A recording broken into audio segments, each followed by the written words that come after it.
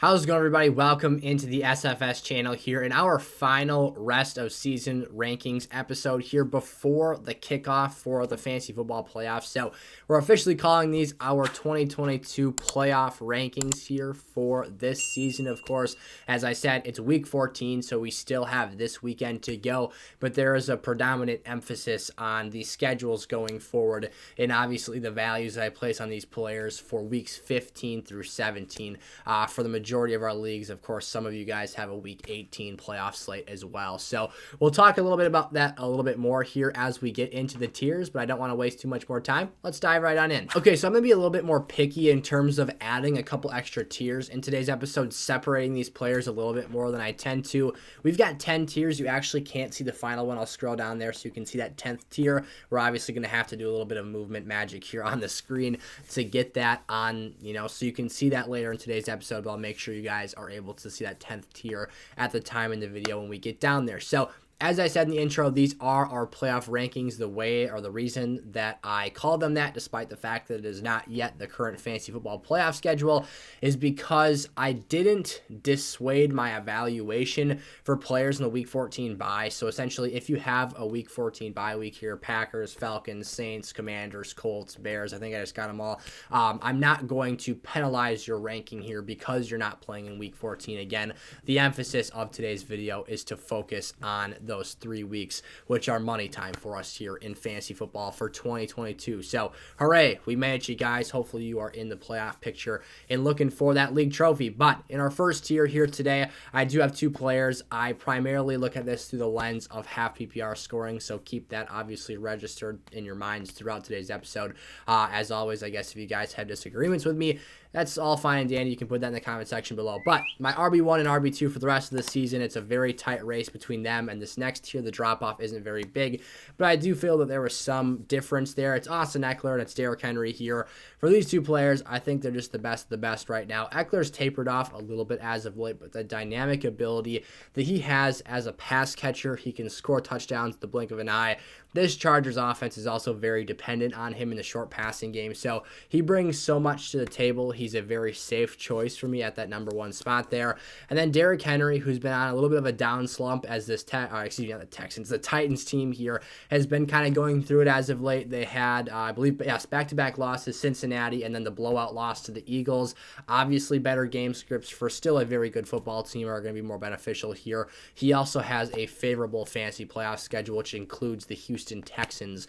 So that's obviously a huge bonus. What is it? 3 or 4 straight games now consecutively against them with over 200 rushing yards, and obviously touchdowns trickle into that as well. So there's my first tier. Let's dive into number 2 now. All right, here we go. So numbers 3 and number 4 is going to be Josh Jacobs and Christian McCaffrey. Obviously, I have to give some respect to Josh Jacobs for how dominant of a season he's having, but I would be a little bit remiss if I didn't continue to express my concerns with this fantasy playoff schedule, which does include a very, very challenging week 17 game, which is championship week for a lot of us against the San Francisco 49ers. And we've seen the damage that defense has done to a lot of players throughout this season. So that one in particular is one that I've got circled as a little bit of a troubling matchup here on a short week. He also has the Rams this week. That doesn't really matter for the playoff schedule, just tossing that out there, which he is questionable heading into, obviously still dealing with that calf stuff. So hopefully he's able to play, but a very, very strong third running back here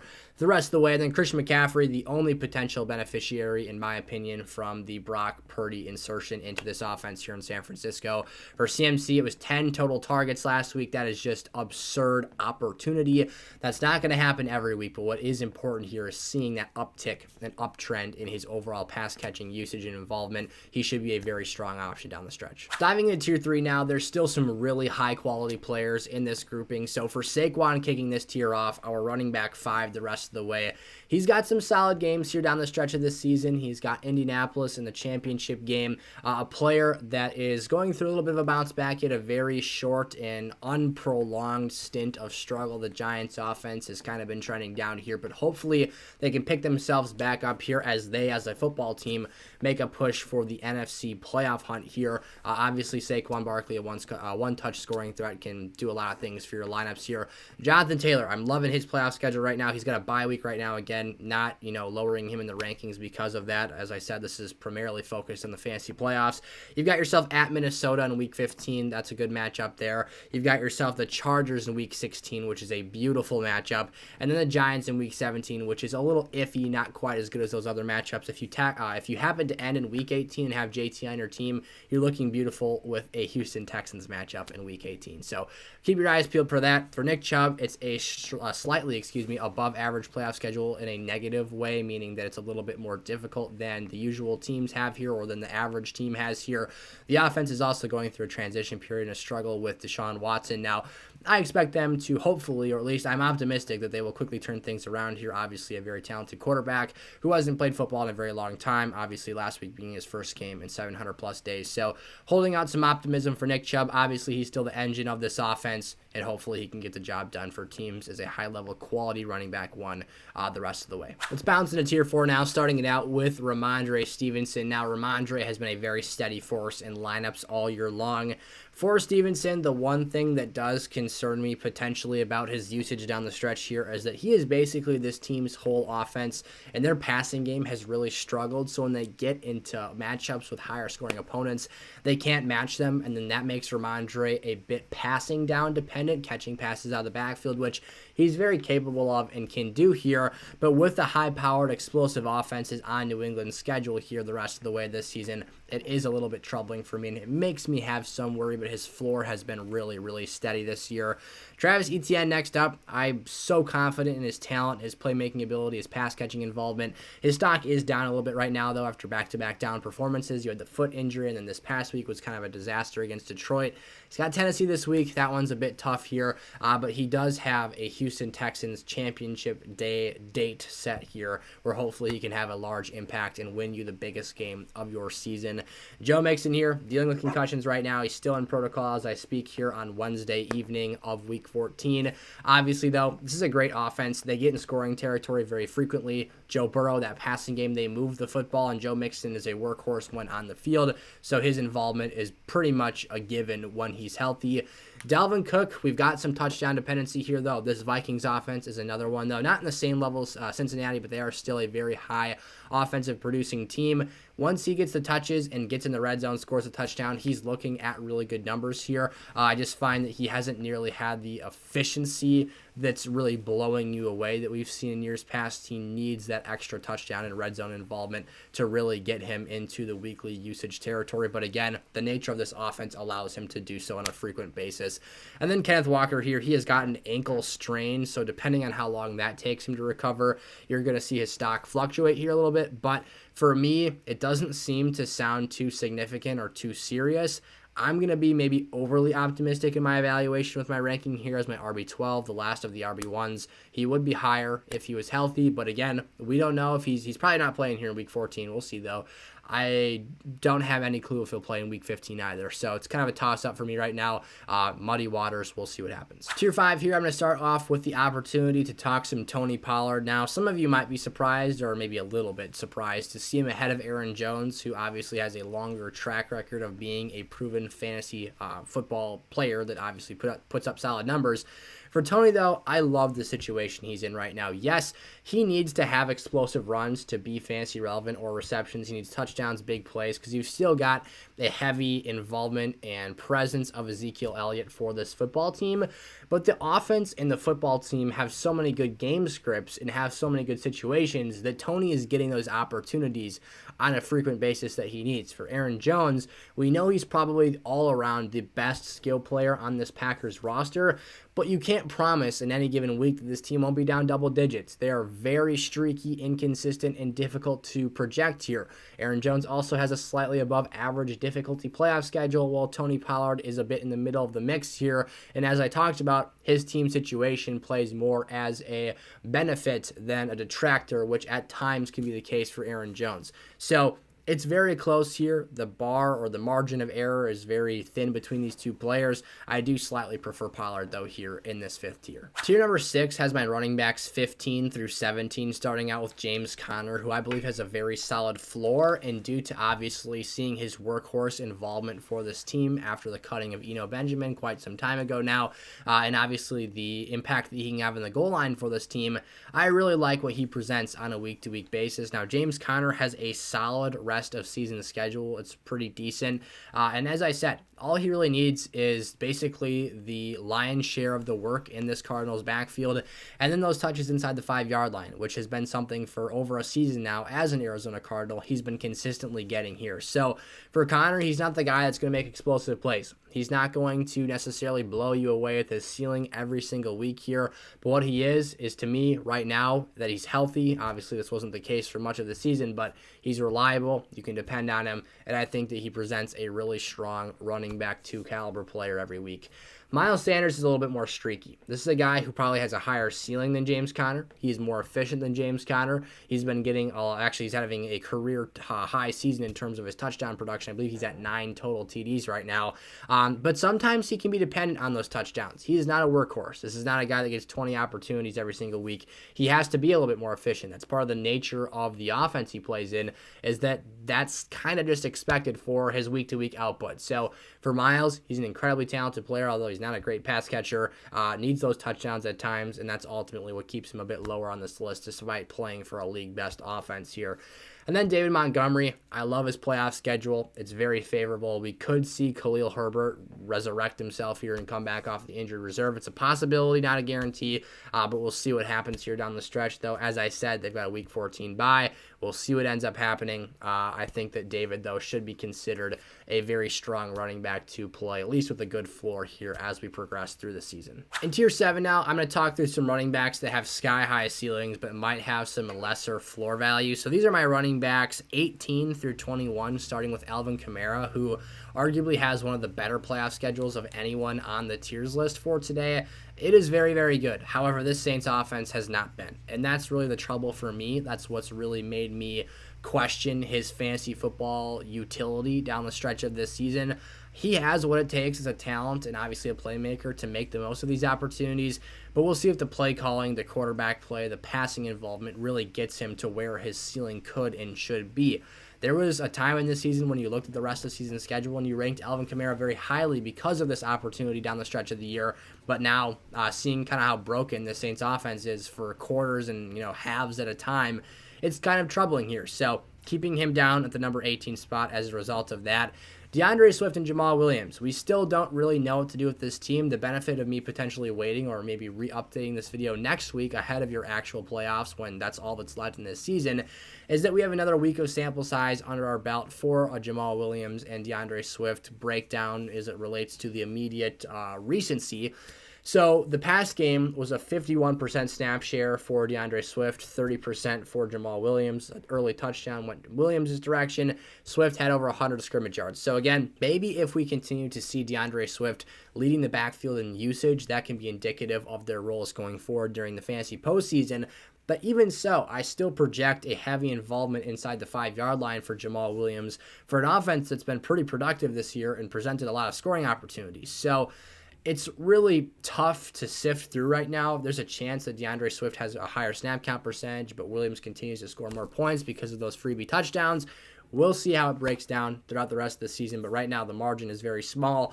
It's hard to say that after just one game because it does feel a little bit just kind of jumping to conclusions after having one nice game from DeAndre Swift, but he is that talented and that explosive of a player. It could make that much of a difference that it warranted, obviously, the shift from him being a fringe player on this list to now being someone that could be a difference maker down the stretch.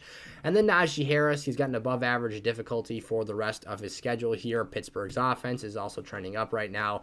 I still don't feel confident enough in his ceiling to be super strong, though, to make a huge difference for him as it relates to a lot of teams. I view him as a running back too the rest of the way this season, of course, as his ranking suggests. Tier number 8 now. So let's dive into our next grouping of running backs, numbers 22 through 25, kicking it off with Dameon Pierce. Now, this Houston Texans offense has been, actually their football team, has been getting absolutely cooked, skunked, blown out of the water, eviscerated.